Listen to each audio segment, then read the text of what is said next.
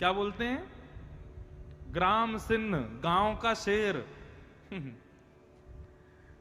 तो कभी कभी म्युनिसिपैलिटी वाले उनको पकड़ लेते हैं, लेकिन अगर किसी ग्राम सिंह के गले में फंदा बंधा हो उसको छोड़ देते हैं, बोले कि किसी का पालतू है इसको छोड़ दो।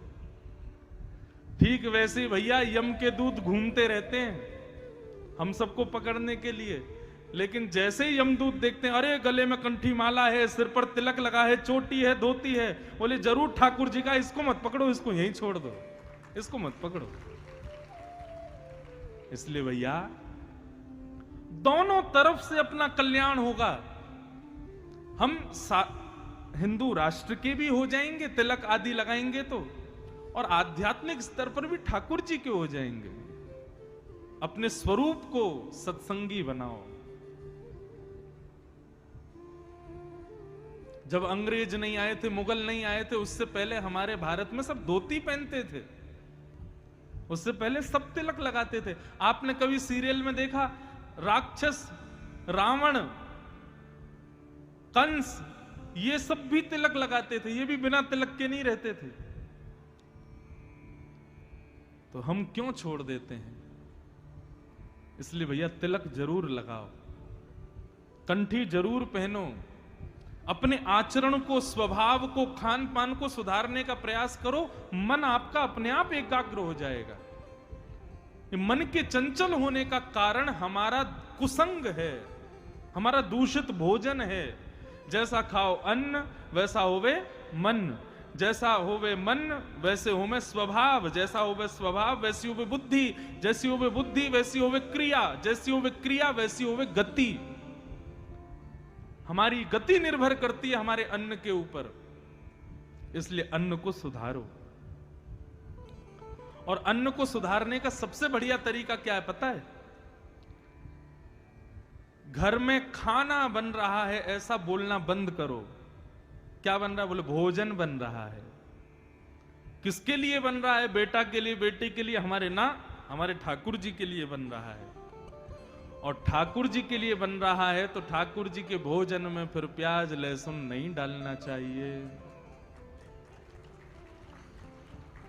आप विश्वास मानिए, भगवान का भोजन आप इन दो चीजों के परहेज करके लगाओगे और फिर उसको पाओगे, अपने आप देखोगे कि मन आपका शांत होने लग जाएगा, मन आपका स्थिर होने लग जाएगा, मन में एकाग्रता प्रकट होने लग जाएगी। अब कहां तक कहें? देखो, प्याज लहसुन खाने से आपको कोई घनघोर पाप लग जाएगा, नरक में चले जाओगे, ऐसा नहीं है। लेकिन हां, प्याज और लहसुन जो है ये तामसिक होते हैं और इनका सेवन करने से मन जो है वो विचलित रहता है, बुद्धि जो है उसमें नकारात्मक विचार आते रहते हैं, इसलिए इनका सेवन नहीं करना चाहिए। और सबसे बड़ी बात है भैया, हमारे ठाकुर जी को भोग नहीं लगता तो हम क्यों पाए? गीता में भगवान कहते हैं मेरे को बिना भोग लगाए व्यक्ति जब भोजन करता है तो भुंक्ते त्वघम पापात, वो अपना पाप खा रहा है। भगवान कोई हमारी रोटी खा तो जाते नहीं है। भगवान कोई ऐसा तो नहीं कि आपने रोटी दाल चावल रखे तो पूरी प्लेट साफ हो गई। ठाकुर जी तो केवल भोजन पर दृष्टि डाल के उसको शुद्ध करते हैं ताकि हमारे खाने योग्य वो हो जाए। सत्संग के बहुत स्वरूप हैं, सत्संग के बहुत पहलू हैं बंधुओं, उनको अपनाना प्रारंभ करो। और सबसे बड़ी बात है अंतःकरण से शुरू करो।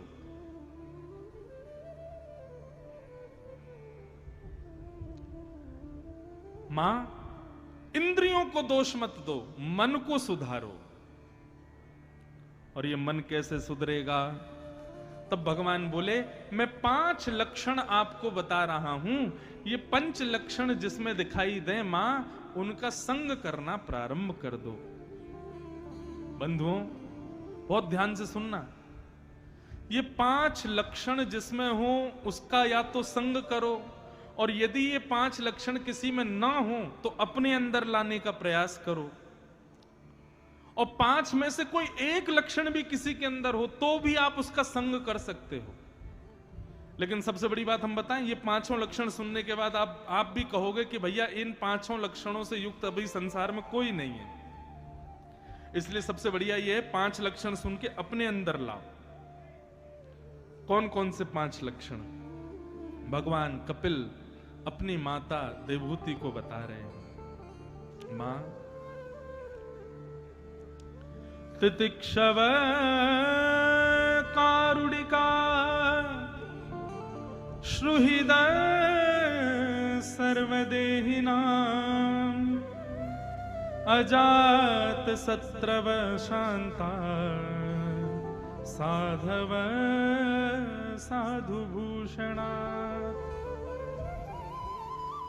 5 लक्षण। सबसे पहला लक्षण क्या है? सहनशीलता। कितने लोग सहनशील हैं यहां पे? हाथ ऊपर करना। मुश्किल से 4-5 लोगों ने हाथ खड़े किए। ये बात तो देखो ताली बजाने वाली है कि आप लोगों ने सत्य बताया। लेकिन एक बात बताएं, किसी की सहनशीलता का यदि पता करना, हाँ भैया हो, भैया खूब सहनशील हो, बैठो। किसी की सहनशीलता, जितनों ने हाथ खड़े किए ना, इनकी देखो सहनशीलता यदि पता करनी हो, अभी नहीं, कभी मौके पर ये आपके सामने पड़ जाए तो इनके कोई दूषित विचार इनको सुना देना। भाई कुछ भी कहो, तुम ना तुम क्रोधी बहुत हो, तुम लोभी बहुत हो, हमने देख लिया तुम्हारे अंदर लोभ है। कुछ भी कहो भाई, यार तुम्हारे अंदर ना ये क्या कहते हैं, जो है काम की भावना बहुत ज्यादा है। तुरंत देखना, सहनशीलता पता चल जाएगी। तू कौन होता है मुझसे ऐसे बोलने वाला? अच्छा, तुझको हम लोभी दिखाई देते हैं, तुझको हम क्रोधी दिखाई देते हैं। व्यक्ति अपनी वास्तविकता नहीं सुन सकता, वहीं पता चल जाता है कि वो सहनशील नहीं है। व्यक्ति की सहनशीलता यदि देखनी हो तो उसकी वास्तविकता उसके मुंह पे बोलो, तो हाथ जोड़ करके मुस्कुरा करके सुन ले, समझना कि सहनशील है। अब इसका मतलब यह नहीं है कि जबरदस्ती उल्टी सीधी किसी की भी बात किसी के मुंह पे जाके बोल दो, तो गुस्सा तो आ ही जाएगा बेचारे को। लेकिन सहनशील व्यक्ति, उसकी वास्तविकता बताओ या उससे गलत बोलो, उसके हृदय पर उसका कोई प्रभाव नहीं होता।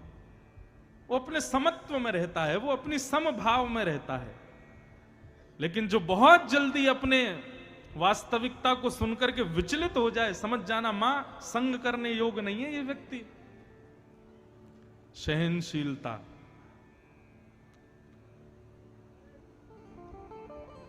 सहनशीलता। सबसे प्रिय संसार में क्या होता है? अपना सम्मान, अपना मान, अपनी प्रतिष्ठा। उस प्रतिष्ठा पर आई एक छोटी सी आंच भी हम सहन नहीं कर पाते, उससे पता चल जाता है हम सहनशील नहीं हैं। इसलिए मां, जिसका संग हम करें उसके अंदर पहला गुण होना चाहिए कि वो सहनशील हो। एक संत गंगा जी में नहा रहे थे और स्नान करते हुए इतने में ही वो बाहर आए तो एक मन चला व्यक्ति आया और उसने पानी पिया और पानी पी के उन पर कुल्ला कर दिया। संत मुस्कुराए और दोबारा गंगा जी में चले गए। स्नान करके पुनः बाहर आए, उसने फिर कुल्ला कर दिया। संत दोबारा चले गए, फिर गंगा में स्नान करके आए, फिर बाहर आए, फिर कुल्ला कर दिया। लेकिन संत के हृदय को जरा भी ठेस नहीं पहुंची। वो चौथी बार फिर गए, स्नान करके बाहर आए तो जो बार बार पानी उन पर फेंक रहा था, उस व्यक्ति को थोड़ा अटपटा लगा। बोले मैं इतने इनके साथ में बुरा कर रहा हूं, इनको गुस्सा ही नहीं आ रहा। अब की बार वो बाहर आए तो उन्होंने चरण पकड़ लिए। बोले महाराज जी, मैंने आपके ऊपर इतना कुल्ला किया, लेकिन आपने बिना क्रोध किए बार बार गंगा में स्नान किया, मैं आपके चरण पकड़ता हूं।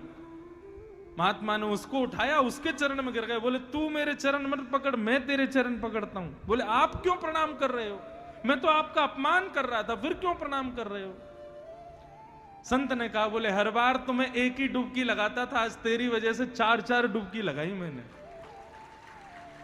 हर बार तो मैं गंगा जी में एक ही बार प्रवेश करता था, आज तेरी वजह से गंगा मैया ने अपनी गोद में 4 बार मुझे खिलाया है। इसलिए भैया धन्य है, तू आ गया, तेरी वजह से गंगा जी का बार बार आस्वादन हुआ। इसे कहते हैं सहनशीलता। सुनने में बड़ी अच्छी लग रही है, लेकिन करने में उतनी ही कठिन है। बंधुओं, सहनशील बनो। और हम दावे से कह सकते हैं, भैया घाट घाट के पानी पिए हमने, दुनिया भर में कथा करते हैं, व्यक्ति के अंदर सहनशीलता का सौ भी नहीं होता, बिल्कुल सहनशील नहीं है आज का प्राणी। और हम औरों की क्या कहें, हमारे अंदर भी कहीं ना कहीं ये दुर्गुण होगा कि हम भी सहनशील नहीं है, लेकिन प्रयास करते हैं फिर भी बने। अब आपको क्या लगता है, हजारों लोग कथा सुनते हैं, सब प्रेमी करते हैं? कई लोगों के खत आते हैं, उसमें खूब बढ़िया बढ़िया प्रेमी बातें भी होती हैं। महाराज जी आप कथा ऐसी करते हो, आप तो यूं बोलते हो, आप तो ऐसे कर देते हो, आप तो बार बार अपने बालों पे हाथ फेरते हो। लोग बाग बुराई भी करते हैं तो सहन करना पड़ता है।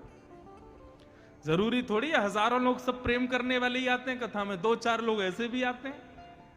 लेकिन गोस्वामी तुलसीदास जी कहते हैं, निंदक नियरे राखिए, निंदकों को सदा पास रखो। जो आपकी निंदा करे, आपकी बुराई करे, आपके अवगुणों को तुरंत आपके मुंह पे बता दे, उसको संग रखा करो। क्यों? ऐसा व्यक्ति सदैव आपको प्रगतिशील बनाएगा।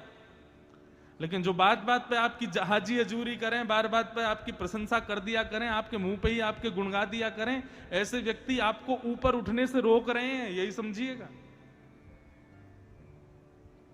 सहनशील पहला लक्षण, तितिक्षव। दूसरा लक्षण क्या है? तितिक्षव कारुणिका। दूसरा लक्षण है करुणा, मतलब दया। असहायों पे दया करो। मां, मन को यदि शांत करना है तो जिस व्यक्ति का हम संग करें या जो लक्षण हम अपने अंदर लाएं, उसमें दूसरा लक्षण होना चाहिए दया। सब पे दया करो। बंधुओं एक बात बताएं, दया का जन्म होता है क्षमा से। जो व्यक्ति क्षमाशील है वो व्यक्ति दयालु होगा। लेकिन जिसमें क्षमा का गुण नहीं है ना, वो कभी दयालु नहीं हो सकता। कोई बड़े से बड़ा अपराध कर दे आपके साथ, आप उसकी बुद्धि पर दया खाओ। कोई बहुत बड़ा दुष्कृत्य कर दे, आप तब भी उस पर दया करो। बोले हमें दया आ रही है इसकी बुद्धि के ऊपर, हमें दया आ रही है इसके ऊपर, बेचारा कितना संकीर्ण सोच का है। दया, क्षमा करो सबको। क्षमा से दया अपने आप आती है। आपको एक बात बताएं, कई लोग मेरे से प्रश्न करते हैं, महाराज जी आप कहते हैं क्षमा किया करो सबको, लेकिन कोई इतना बड़ा अपराध कर दे कि जिस पर क्षमा नहीं कर सकते, तब हमको क्या करना चाहिए? देखो, लोग कहते हैं कि अपराधी को दंड मिलना चाहिए, बिल्कुल मिलना चाहिए, लेकिन क्षमा, आपको क्या लगता है उससे दंड नहीं मिलता? वह भी एक दंड है। जब आप किसी अपराधी को क्षमा कर देते हैं तो आत्मग्लानि रूपी दंड लगता है उसको अंदर ही अंदर लगता है कि अरे बताओ मैंने इतना बुरा किया, इसने फिर भी क्षमा कर दिया। चलो ये तो थी एक बात, उसको आत्मग्लानि हुई। दूसरी बात, जब आप किसी को क्षमा कर देते हैं अपराध करने के बाद, तो ऐसा नहीं है कि वो व्यक्ति मुक्त हो गया। आपके बदले का जो भाव है वो प्रकृति लेगी उससे। लोग कहते हैं ना, अब भैया हम तो कुछ कहेंगे नहीं, ऊपर वाला सब देख रहा है, अपने आप होगा। यह बात सत्य है। जब आप किसी को क्षमा कर देते हैं तो प्रकृति आपका बदला लेती है उससे, कभी ना कभी तो उसको भोगना पड़ेगा। 4-5 विद्यार्थियों को नाव में बैठा करके गुरुजी नदी पार कर रहे थे, तो एक विद्यार्थी जो था उनमें से उसका मुंडन हुआ था। अब छोटे विद्यार्थी सब, 2-3 विद्यार्थी उसके बाल नहीं थे, तो कभी उसके सिर पर पानी फेंक दें, कभी उसके सिर पर तबला बजा दें, कभी उसके सिर पर हाथ फेर दें। अब वो बेचारा छोटा बालक सहन कर रहा था, उसने कुछ नहीं कहा। जैसे ही किनारे पर नाव पहुंची, गुरुजी सब देख रहे थे कि इसने अभी तक किसी से कुछ कहा नहीं है। जैसे ही किनारे पर नाव पहुंची तो उपद्रवी बालक जो थे वो तुरंत बिना नाव को टिके ही कूद गए नाव में से। आ गया कोना, कूद जाओ। किनारा समझ करके जैसे ही कूदे तो वहां तो दलदल था, इतने इतने दलदल में घुस गए। गुरुजी बचाओ, गुरुजी बचाओ, गुरुजी बचाओ। गुरुजी बोले तुमको पता है ये क्या हुआ? बोले क्या हुआ गुरुजी? बोले तुम उसको परेशान कर रहे थे, उसके बाल नहीं है, उसके सिर पर कभी हाथ मार रहे थे, कभी पानी फेंक रहे थे, वो बेचारा सहन कर रहा था, तुम लोगों को क्षमा कर रहा था। उसने क्षमा किया, लेकिन उसका बदला प्रकृति ने तुमसे लिया।